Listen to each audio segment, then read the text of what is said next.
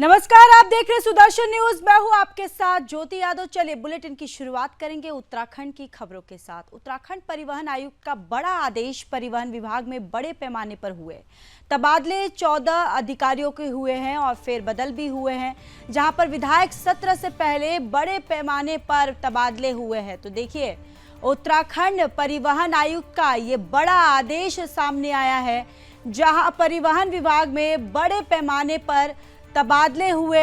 और आपको ये भी जानकारी देते चले कि 14 अधिकारियों के फेरबदल किए गए हैं यहाँ, जहां विधायक सत्र से पहले उत्तराखंड में ये बड़े पैमाने पर फेरबदल हुआ है। तो उत्तराखंड परिवहन से ये बड़ी खबर सामने आ रही है, जहां आयुक्त का ये बड़ा आदेश सामने आया है, जहां 14 अधिकारियों के फेरबदल किए गए हैं। विधायक सत्र से पहले ये बड़े पैमाने पर फेरबदल जो है वो किए गए हैं। परिवहन विभाग ने बड़े पैमाने पर तबादले हुए हैं।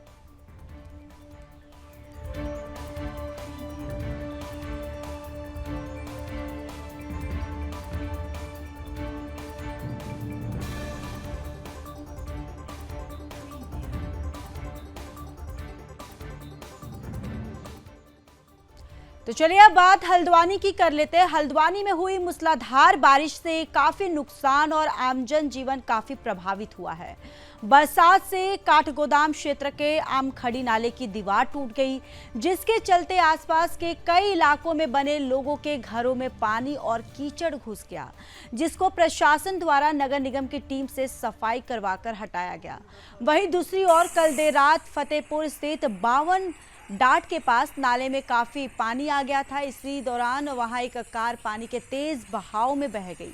गनीमत ये रही कि कार में बैठे दोनों लोगों ने कार से कूदकर अपनी जान बचाई। मामले पर एसडीएम परितोष वर्मा ने बताया कि हल्द्वानी और उसके आसपास के क्षेत्र में काफी नुकसान हुआ है, जिसका आकलन किया जा रहा है। और एसडीएम परितोष वर्मा ने बरसात के दौरान लोगों से अनावश्यक यात्रा ना करने की अपील की। उन्होंने कहा कि जब नदी नाले और रपेट तेज रफ्तार में चलते हैं, तब कोई भी अनावश्यक रूप से यात्रा ना करे। तो यहाँ हल्द्वानी में मूसलाधार बारिश से हाहाकार मचा हुआ है। बारिश जो लगातार हो रही है, जिससे जनजीवन जो है उस पर काफ़ी प्रभावित हुआ है।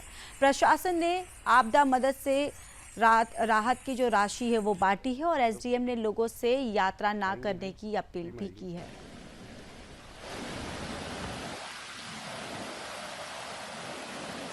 जो बारिश हुई थी परसों रक्षाबंधन के दिन काठगोदाम क्षेत्र में काफ़ी तेज बारिश हुई थी। 160 mm बारिश रिकॉर्ड हुई है करीबन 1 घंटे।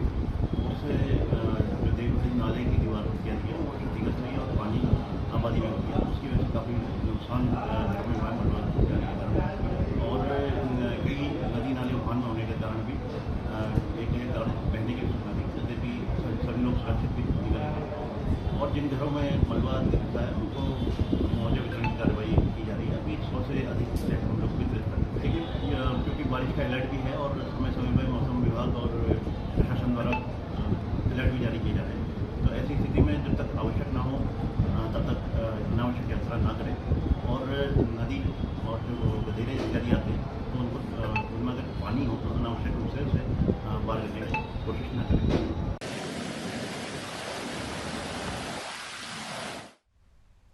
टिहरी घनसाली विधानसभा के अंतर्गत घूतू में कई जगहों पर बादल फटने से भारी तबाही से कई मवेशियों के दबे होने की खबर सामने आई।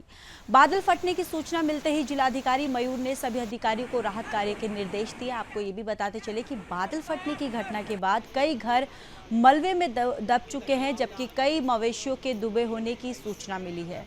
प्रशासन की टीम मौके पर राहत और बचाव कार्य में जुटी हुई है। सड़कों को खोलने का काम किया जा रहा है। बादल फटने से कृषि भूमि पूरी तरह से तबाह हो चुकी है। तो टिहरी के घनसाली में बादल फटा है, जहां बादल फटने से कई घर जो हैं वो मलबे के चपेट में आ चुके हैं। मलबे में जो घर है वो दब चुके हैं। कई मवेशी भी जो है वो मलबे में दबे हुए हैं और बादल फटने से कृषि भूमि जो है ये भी पूरी तरह से तबाह हो चुकी है।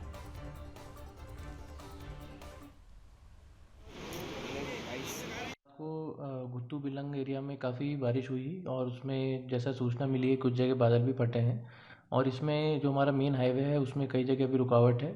कुछ मवेशियों के भी दबे होने की सूचना है और इसके अतिरिक्त 2 से 4 घरों की भी क्षति होने की सूचना मिली है, प्रारंभिक सूचना।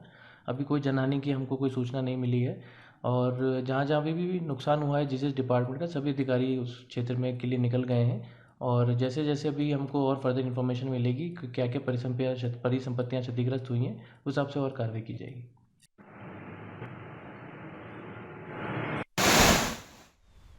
तो चलिए आगे बढ़ते हैं। किच्छा से सिरौली कला क्षेत्र को नगर पालिका परिषद से अलग किए जाने को लेकर सिरौली कला के लोगों ने कलेक्ट्रेट पहुंचकर अपनी आपत्ति दर्ज कराते हुए सिरौली कला क्षेत्र को नगर पालिका परिषद से अलग किए जाने का विरोध किया। उन्होंने सिरौली कला को ग्राम पंचायत बनाने का विरोध किया। सिरौली कला के लोगों का कहना है कि किच्छा नगर पालिका के विस्तारीकरण में साल 2018 में सिरौली कला, बंडिया, देवरिया और आजाद नगर को शामिल किया गया था। साल 2018 में ही नगर पालिका के चुनाव हुए जिससे सिरौली कला क्षेत्र में 3 वार्ड और कुछ क्षेत्रों को शामिल किया गया। सिरौली कला नगर पालिका किच्छा में 6 सालों से शामिल है और नगर पालिका द्वारा इस क्षेत्र में लगभग 5 करोड़ के विकास कार्य किए जा चुके हैं, जबकि वर्तमान में सिरौली कला को किच्छा नगर पालिका से अलग किया गया है और जिसका सिरौली कला क्षेत्रवासी विरोध करते हैं। वो चाहते हैं कि सिरौली कला को नगर पालिका में ही रखा जाए। सरकार के इस फैसले से नगर पालिका से मिलने वाली सभी मूलभूत समस्याएं जो हैं वो कूड़ा निदान, स्ट्रीट लाइट या फिर नाली हो, सड़क सफाई, ऐसे कई तमाम जो योजनाएं हैं सिरौली कला क्षेत्रवासी वंचित हैं उससे।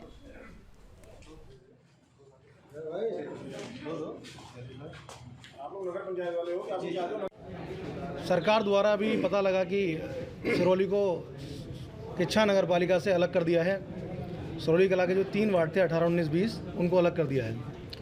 इस संबंध में यहाँ पर हम आए थे कि सरकार ने ग्राम सभा जो बनाई है उसमें अगर ग्राम सभा ही रहेगी तो वहाँ का विकास नहीं हो पाएगा और हम पहले की तरह आज मांग करते हैं कि अगर नगर पालिका से अलग कर रही है सरकार तो उसको नगर पंचायत बनाया जाए। नगर पंचायत में जैसा कि अभी व्यवस्था चल रही है कूड़े की गाड़ियों की, स्वीपर झाड़ू वालों की, लाइट की व्यवस्था की, निर्माण कार्यों की वैसे ही सुचारू रूप से चलती रहेगी। और पहले भी सरकार द्वारा सिरौली को नगर पंचायत बनाया गया था तो हमारे ही सिरौली कला के कुछ लोगों ने उसका विरोध किया था। उसका आज हमें परिणाम गांव के रूप में देखने को मिल रहा है। मैं एडीएम साहब से यही दरख्वास्त करता हूं कि हमारे यहाँ जो पत्र है उसको शासन तक, प्रशासन तक पहुँचाएँ, सरकार तक पहुँचाएँ कि हमारे सिरौली कला को ग्राम सभा ना बनाया जाए, नगर पंचायत बनाया जाए और उससे ही हमारा विकास हो पाएगा। क्योंकि अब सिरौली कला जो क्षेत्र है वो काफ़ी बड़ा हो गया है। वहाँ सिर्फ वोट 14,000 हैं और जनसंख्या लगभग 40,000 के पास है और बहुत सी सड़कें कच्ची हैं जिसमें ग्राम सभा में उसका विकास नहीं हो पाएगा। एडीएम साहब ने आश्वासन दिया है कि हम आपका ये पत्र शासन तक, सरकार तक आज ही इसको भेज देंगे, फॉरवर्ड कर देंगे। मैं सभासद तौसीफ कार्यालय का उद्घाटन भी किया गया था सिरौली कला में और किच्छा जो नगर पंचायत बनी उसमें 1 करोड़ रुपये सरकार द्वारा रिलीज भी की। रुद्रपुर के नर्स हत्याकांड के बाद लगातार चल रहे विरोध प्रदर्शन के बीच मृतका नर्स के परिजन और कांग्रेस कार्यकर्ता गैरसैंण में धरना देने जा रहे थे। इसी को लेकर गदरपुर पुलिस ने गैरसैंण जाने से बैरिकेडिंग लगाकर मार्ग अवरुद्ध कर दिया, जिसके बाद कांग्रेस कार्यकर्ता और मृतका के परिजन सड़क पर ही धरना प्रदर्शन करने लगे। मामले पर मृतका नर्स की बहन ने बताया कि न्याय की मांग को लेकर हम लोग विधानसभा जा रहे थे, लेकिन उधम सिंह नगर की पुलिस और प्रशासन ने हमें यहां पर जबरदस्ती रोक दिया और मार्ग अवरुद्ध कर दिया। इस न्याय की मांगने को लेकर प्रदर्शन कर रहे हैं, या तो हम जेल जाएंगे या गैरसैंण जाएंगे। वहीं मामले पर पूर्व विधायक प्रेमानंद महाजन ने कहा है कि लोकतंत्र की हत्या की जा रही है, हमें विरोध प्रदर्शन करने से रोका जा रहा है, जबकि हमें गैरसैंण में विरोध की जगह भी आवंटित की गई है।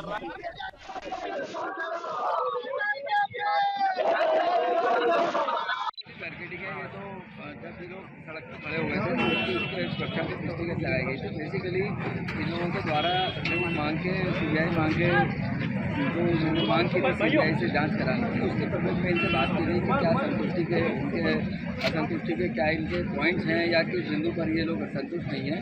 तो उस बारे में कुछ विशेष इन लोगों ने बताया नहीं। इन्होंने एक जनरल टाइप का बोला कि हम लोग संतुष्ट नहीं हैं और सीबीआई की मांग के लिए हम लोग जाना चाहते हैं और हमारे पास अनुमति है। तो ये इनसे वार्ता की गई और वार्ता के पश्चात ये लोग।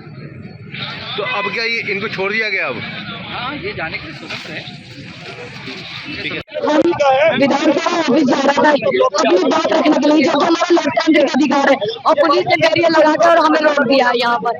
हम बड़ी शांतिपूर्वक जा रहे थे अपनी बात रखने के लिए, और हम वहाँ जाकर रहेंगे, अपनी बात रखते रहेंगे, क्योंकि यहाँ पर हमने बहुत बार बता दिया है, बहुत बार ज्ञापन दे दिया, किसी ने नहीं सुनी। अब हम वहाँ पर बुलाया गया अपनी बात रखने के लिए, हम वहाँ पर जाकर रहेंगे।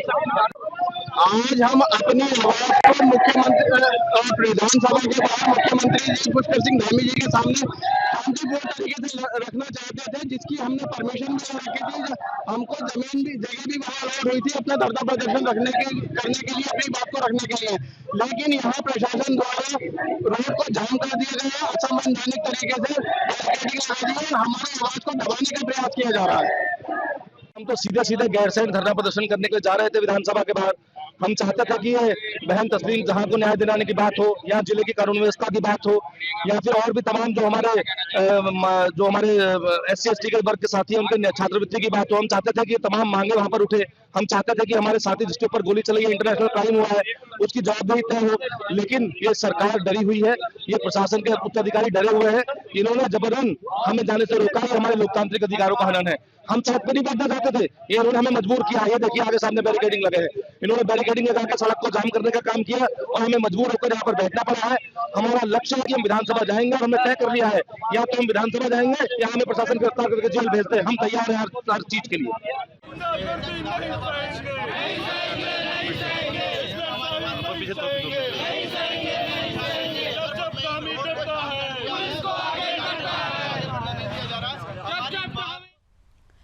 तो वहीं मंगलवार को जिलाधिकारी उदयराज सिंह ने गुरु नानक देव महाविद्यालय में आयोजित तहसील दिवस में उठी समस्याओं को गंभीरता से लेते हुए तुरंत समस्याओं के समाधान के निर्देश दिए। समस्याओं के समाधान के निर्देश देते हुए उन्होंने कहा कि जनता की समस्याओं का त्वरित निस्तारण सरकार की प्राथमिकता है और मुख्यमंत्री भी जन समस्याओं का समीक्षा करते हैं। आपको बताते चले कि तहसील दिवस में विभिन्न प्रमाण पत्र, सड़क, बिजली, पानी, जल भराव, राशन कार्ड, आवास पेंशन आदि से संबंधित 47 शिकायतें पंजीकृत हुई, जिसमें से 23 समस्याओं का मौके पर ही निस्तारण किया गया। मौके पर जिलाधिकारी ने कहा कि आमजन की समस्याओं का निस्तारण सर्वोच्च प्राथमिकता है। उन्होंने अधिकारियों को निर्देश दिए कि तहसील दिवस में उठी जन समस्याओं का व्यक्तिगत रुचि लेकर समाधान करना सुनिश्चित करें। उन्होंने कहा कि जो भी छोटी मोटी समस्याएं आ रही हैं उन्हें अपने स्तर पर ही समाधान करें, ताकि जनता को अनावश्यक कार्यालयों के चक्कर ना करना पड़े। और उन्होंने ये भी कहा है कि तहसील दिवस के मौके पर जिन समस्याओं का निस्तारण संभव नहीं हो पाया है, उन समस्याओं को संबंधित विभागों को हस्तगत किया जाएगा और उन सभी समस्याओं को समयबद्धता और प्राथमिकता से संबंधित अधिकारी निस्तारण करना सुनिश्चित करें।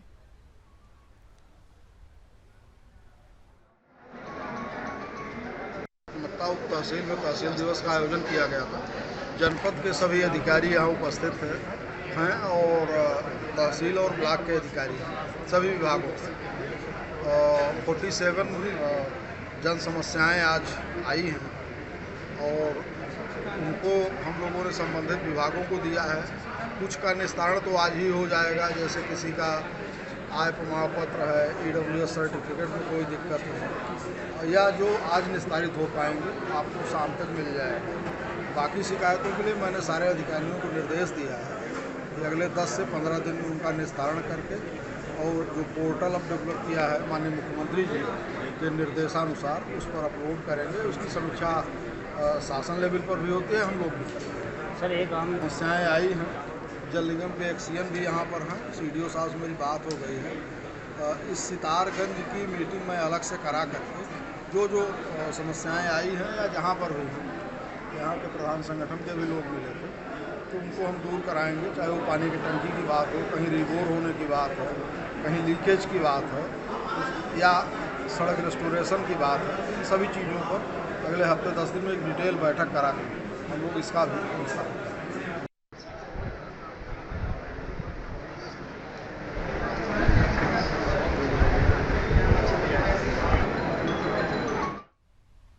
तो चलिए अब आगे बढ़ते हैं। देवभूमि में उत्तराखंड में बुधवार को विधानसभा के मानसून सत्र का आज पहला दिन था। 3 दिनों के इस सत्र में कुल 500 प्रश्नों की सूची बनी है। वहीं सत्तारूढ़ दल और विपक्ष सत्र को लेकर अपनी अपनी बात बता की और एक और जहां विधानसभा अध्यक्ष रितु खंडूरी भूषण और मुख्यमंत्री पुष्कर सिंह धामी और संसदीय कार्य मंत्री प्रेमचंद अग्रवाल ने सभी दलों से शांतिपूर्ण तरीके से सदन चलाने की अपील की। तो वहीं विपक्ष ने सहयोग की बात करते हुए कहा कि जनहित के मुद्दों को लेकर वह सरकार को घेरने का भी काम करेंगे। तो उत्तराखंड में मानसून सत्र की शुरुआत हो चुकी है और पहले दिन कुल 500 प्रश्नों की सूची बनी। 3 दिन तक ये जो विधानसभा का सत्र है ये शुरू होगा। ये आपको बताते चले कि साथ ही साथ जो सत्तारूढ़ पार्टी है उसने विपक्ष से अपील की है कि इस सत्र को शांतिपूर्ण तरीके से चलने दें।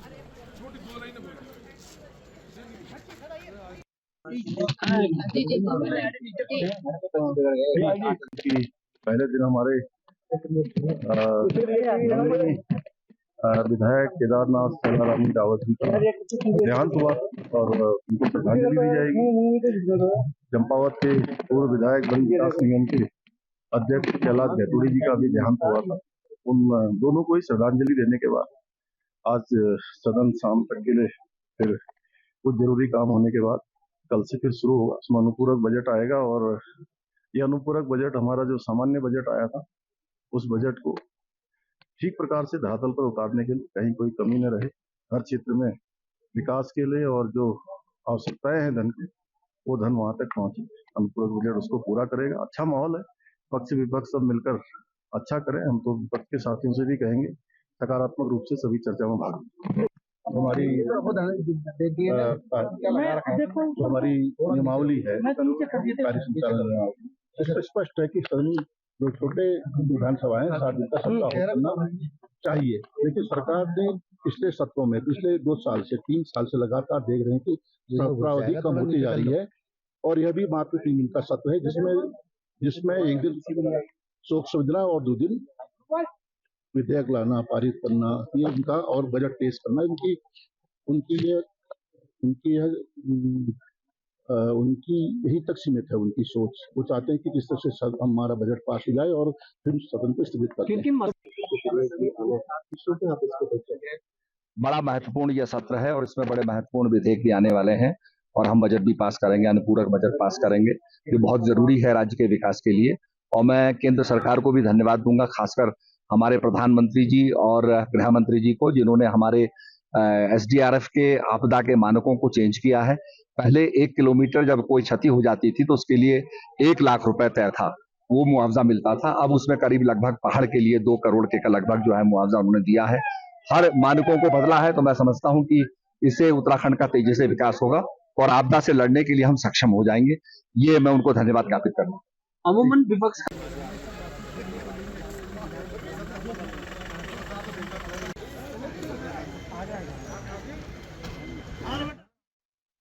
तो चलिए अब बात लालकुआ की कर लेते हैं। लालकुआ में आंदोलनकारियों को 10% क्षैतिज आरक्षण स्वीकृति मिलने पर प्रदेश के सभी राज्य आंदोलनकारियों में खुशी की लहर है।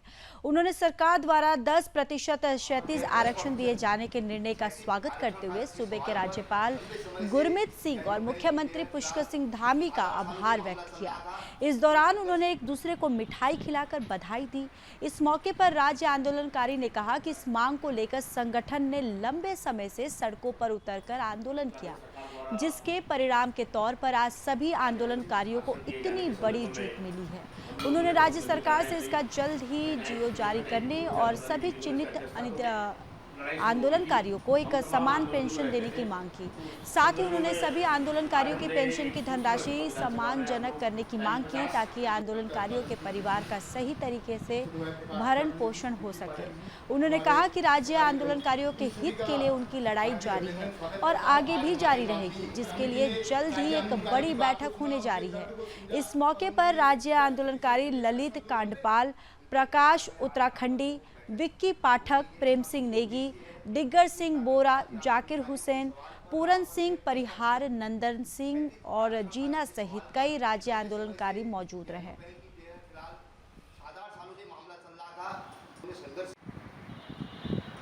अभी हमारी 6 सूत्री मांगे थी, जो हमारा परसों सम्मेलन हुआ था पूर्व राजा रूम में बैंक्वेट हॉल में। उस सम्मेलन में बहुत पूरे उत्तराखंड के सारे उत्तराखंड आंदोलनकारी आए थे और हमारे नेता प्रतिपक्ष भी आए थे, CS आर्या जी आए थे, हमारे उड़वानी के विधायक सुमित हृदय जी आए थे और हमारे मंडी के चेयरमैन अनिल डब्बू जी आए और बीजेपी के जिलाध्यक्ष श्री प्रताप बिष्ट जी आए।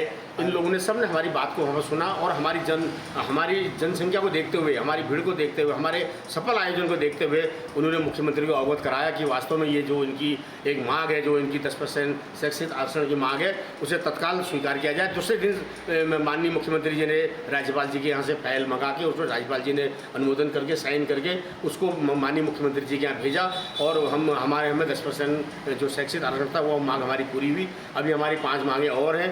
जो हम एक मांग हमारी और अच्छी है कि जिस तरह से स्वतंत्रता सेनानियों को दर्जा दिया गया राज्य का, उस तरह से उत्तराखंड के राज्य आंदोलनकारियों को भी स्वतंत्रता का सेनानियों का दर्जा दे दिया जाए और उनके जो वेतन भत्ते हैं उनको बढ़ाया जाए। और जिस तरह से हम अपने कार्य को लेकर हमारा आंदोलन जारी रहेगा।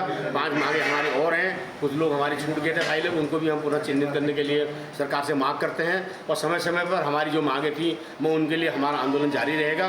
मैं माननीय मुख्यमंत्री जी का, माननीय हमारे उत्तराखंड के राज्यपाल जी का बहुत बहुत और आभार प्रकट करता हूँ। अपने साथ में आए हमारे प्रकाश उत्तराखंडी जी हमारे राज्य आंदोलनकारी भूमि से हैं, वो राज्य आंदोलनकारी की भावनाओं को समझते हैं, आंदोलन में भी हमारे साथ थे। आज बड़ा गर्व होता है, एक नौजवान मुख्यमंत्री उत्तराखंड को मिला है और अच्छी सोच वाला मिला है। और मुझे तो लगता है कि 25-30 साल तक उत्तराखंड में मुख्यमंत्री की वैकेंसी नहीं है। 25-30 साल ये पूरा राज्य चलाएंगे। जिस प्रकार लोगों की भावनाओं की कद्र कर रहे हैं, समस्याओं को सुलझा रहे हैं, तो ऐसे मुख्यमंत्री पर गर्व होता है। मुझे गर्व है हमारे मुख्यमंत्री पर। उन्हें को मांगे तो उत्तराखंड राज्य आंदोलनकारियों ने जो संघर्ष किया है, इसमें 10% आरक्षण तो ऊँट के मुंह में जी रहा है। उन्हें समझना चाहिए हमारे बीच में हमारे कई मुख्यमंत्री 22-19 विधायक होते थे, आज 19 के 70 विधायक हो गए, कई राज्य मंत्री हो गए, कई जिला राज्य मंत्री हैं, कई किसी न किसी रूप से लाभ ले रहे हैं। कई हमारे जो सरकारी कर्मचारी थे, अभी बालम भाई ने बताया, कोई पटवारी से तहसीलदार बन गए, कोई सिपाही से दरोगा और जो दरोगा थे वो SP सिटी तक बन गए, बड़ा सबने लाभ लिया। लेकिन हम लोगों ने उस समय जो हम पर हमारे पर केस थे, ठीक जवानी में जिसमें हमारी उम्र थी नौकरी करने की, भर्ती होने की, मैं फौज में भर्ती हो गया था। जो है जैसे भी हमारे पूर्व भाई लोगों ने बताया कि राज्य बनने से पहले की जो स्थितियाँ थी और राज्य बनने के बाद की जो स्थितियाँ हैं, राज्य बनने से पहले जो पटवारी था वो आज जो है SDM बन चुके हैं और जो ग्राम प्रधान नहीं बन सकते थे, हमारे भाई लोगों ने बताया कि वो मंत्री, मुख्यमंत्री, विधायक तक बन चुके हैं। तो हमारा साफ कहना है कि भैया जिन्होंने ये राज्य बनाया उनको क्या मिला? उन लोगों का जो त्याग था, उन लोगों का जो बलिदान था, उनकी जो शहादतें थी, उनके साथ जो हमारी माँ बहनों के साथ जो है मुजफ्फरनगर, रामपुर और यहाँ पर जो है बलात्कार और तमाम कांड हुए, उनके परिवार को क्या मिला? तो जब तक जो है उत्तराखंड राज्य के लिए जिन लोगों ने अपनी शहादत दी है, जिन्होंने संघर्ष किया है, उनका जब तक भला नहीं होगा तब तक जो है किसी का भी भला नहीं हो सकता है। क्योंकि ये लोग वास्तव में जिस समय राज्य आंदोलन हुआ अपना घर बार छोड़ करके जो है बहुत कहीं ना कहीं सामाजिक रूप में, कहीं ना कहीं आर्थिक रूप में पिछड़े हुए हैं। इसलिए हमारी मांग है सरकार से कि आप जो है जनहित को देखते हुए राज्य आंदोलनकारियों की भावनाओं का सम्मान करते हुए उनको कम से कम जो है 25,000 रुपये जो है उनको पेंशन दी जाए, प्लस उनको राज्य स्वतंत्रता संग्राम सेनानी का दर्जा दिया जाए। उनकी अध्यक्षता में आज यहाँ पर जो बैठक हो रही है, उसका मुख्य उद्देश्य है कि उत्तराखंड राज्य आंदोलनकारियों के सवाल पर वहाँ पर जो है 10% क्षैतिज आरक्षण के सवाल पर लंबे समय से या यूँ कहें कि फिलहाल 7-8 सालों से मामला चल रहा था। तो चलिए अब आगे बढ़ते हैं। मसूरी में सामाजिक कार्यकर्ता प्रदीप भंडारी द्वारा टाउन हॉल परिसर में सांकेतिक धरना देकर प्रदेश सरकार से मसूरी टाउन हॉल के निर्माण की जांच करने की मांग की गई। मौके पर प्रदीप भंडारी ने कहा कि 17 करोड़ की धनराशि से मसूरी में मसूरी देहरादून विकास प्राधिकरण के द्वारा मानकों के विरुद्ध ऑडिटोरियम का निर्माण कर लोगों के जीवन से खिलवाड़ कर रहे हैं। 2 साल टाउन हॉल और कार पार्किंग का वैधानिक संचालन न होने से भारी राजस्व का नुकसान हो रहा है। उन्होंने आगे कहा कि 17 करोड़ से अधिक धनराशि खर्च कर और 10 वर्ष का समय लगाकर मसूरी नगर पालिका के टाउन हॉल को तोड़कर वहां पर एक ऑडिटोरियम और पार्किंग का निर्माण किया गया। ऐतिहासिक नगर पालिका टाउन हॉल को तोड़ते वक्त कहा गया था कि बनने के बाद यह ऑडिटोरियम और मल्टी स्टोरी कर पार्किंग मसूरी की सांस्कृतिक गतिविधियों और मांगलिक कार्यों के लिए मसूरी की जनता को उपलब्ध कराया जाएगा। लेकिन 20 दिसंबर 2021 को ऑडिटोरियम और पार्किंग का उद्घाटन हो जाने के बाद आज लगभग 2.5 साल हो गए हैं, ऑडिटोरियम और कार पार्किंग जनता के लिए उपलब्ध नहीं है।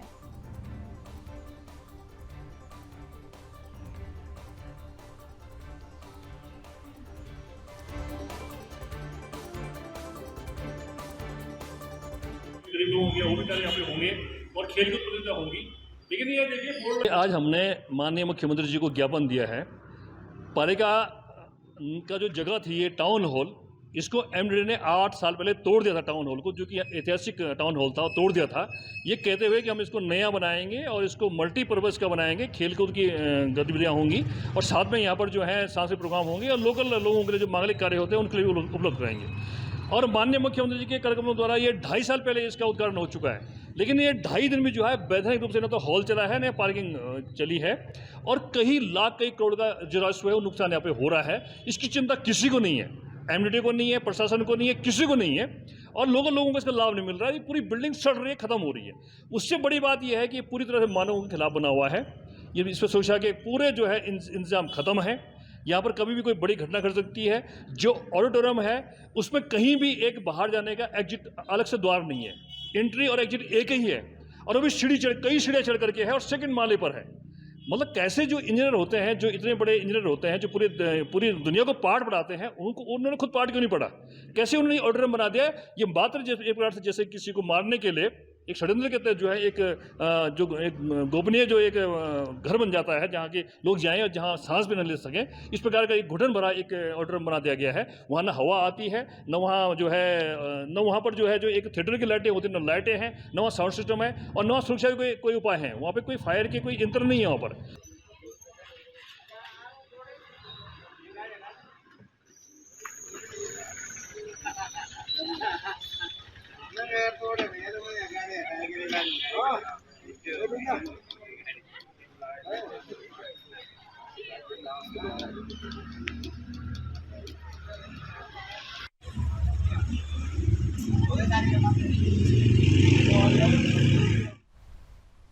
उत्तराखंड के बुलेटिन में फिलहाल के लिए बस इतना ही। बाकी देश और दुनिया की तमाम बड़ी खबरों के लिए देखते रहिए सुदर्शन न्यूज। जय हिंद।